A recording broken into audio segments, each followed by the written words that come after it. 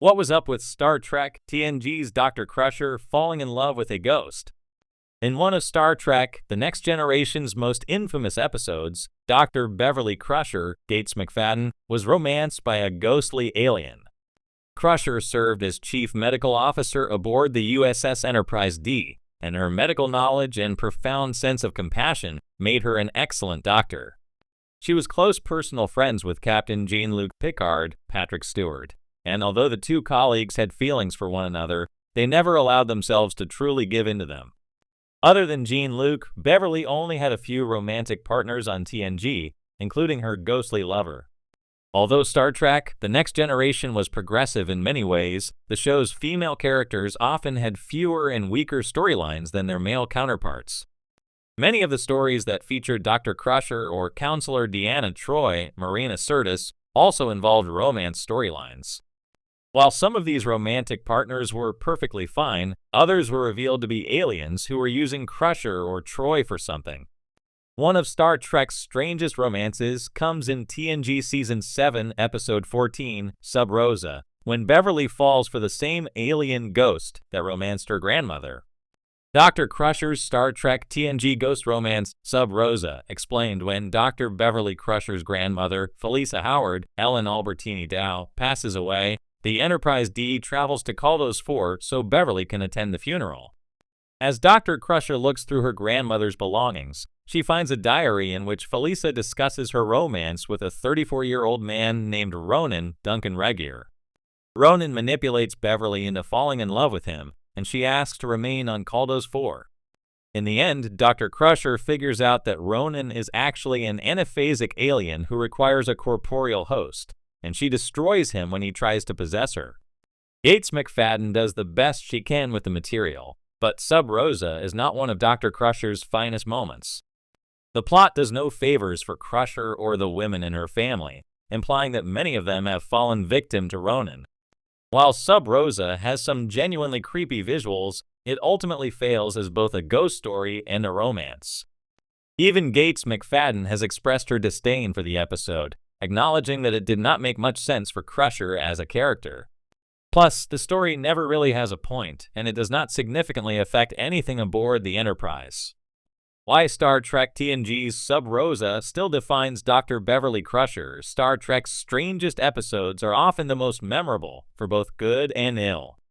Even though Sub Rosa often makes it onto lists of Star Trek The Next Generation's worst episodes, it has unfortunately become one of Dr. Crusher's defining moments. With its bizarre storyline and surprisingly open exploration of sexuality, Sub Rosa left quite an impression. As one of the last TNG episodes focused on Beverly Crusher, Sub Rosa is likely the episode many fans remember when thinking about her character. Thankfully, Gates McFadden returned in Star Trek Picard Season 3 to redefine the way people thought of Dr. Crusher. Not only does Dr. Crusher come crashing back into Admiral Picard's life with a son in tow, but she has also learned some impressive new skills. Since her departure, Dr. Crusher and her son have been traveling the galaxy offering medical assistance to those in need.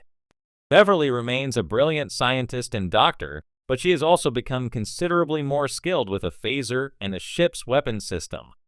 While this new version of Dr. Crusher may not erase all memories of her ghostly love affair, it goes a long way toward redefining Star Trek, The Next Generation's Doctor. In the realm of science fiction television, few franchises have been as iconic and influential as Star Trek. Among its many iterations, Star Trek The Next Generation, TNG, holds a particularly special place in the hearts of fans, with its blend of philosophical musings, moral dilemmas, and speculative science. However, even the best shows have their missteps, and TNG is no exception. One of the most infamous episodes, often criticized and ridiculed, is Sub Rosa, a strange gothic story where Dr. Beverly Crusher falls in love with a ghost-like entity. This peculiar narrative choice has left fans scratching their heads for years, so let's dive into what was up with Dr. Crusher and her paranormal romance, and why it became such a notable oddity in the Star Trek universe. The plot of Sub Rosa first aired during TNG's 7th season. Sub Rosa is set on the planet Caldos 4, which has been colonized to resemble 19th century Scotland. The story kicks off with Dr. Crusher attending the funeral of her grandmother, Felisa Howard. After the ceremony, Beverly discovers that her grandmother had been romantically involved with a man named Ronan, a relationship she knew little about.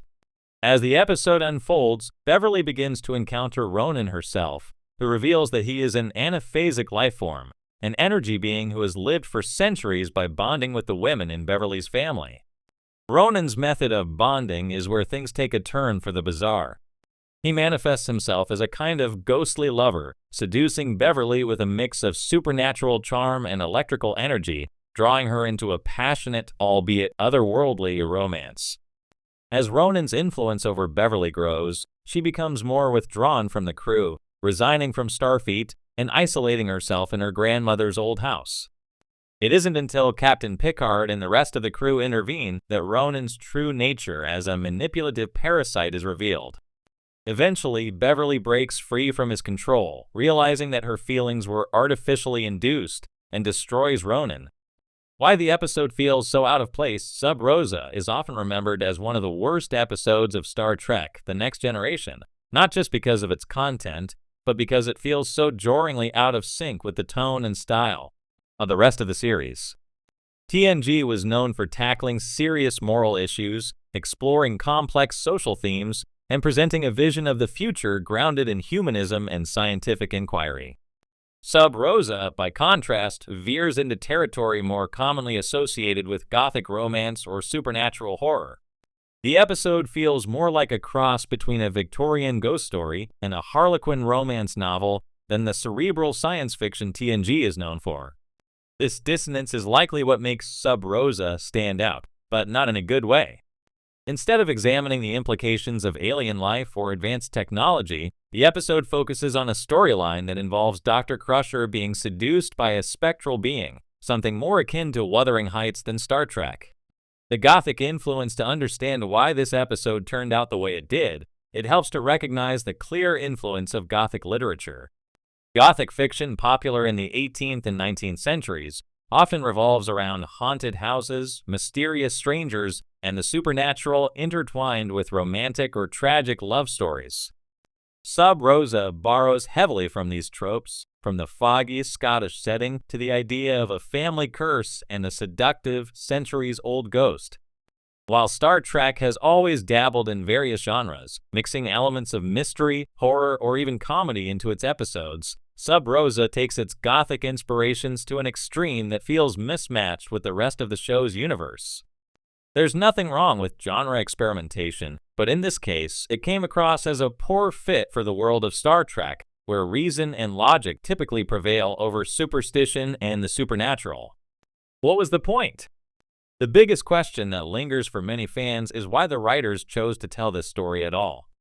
The romance between Dr. Crusher and Ronan feels forced, and the fact that it revolves around a ghost, albeit one explained by pseudoscientific technobabble, just feels out of character for a series that generally avoids supernatural explanations.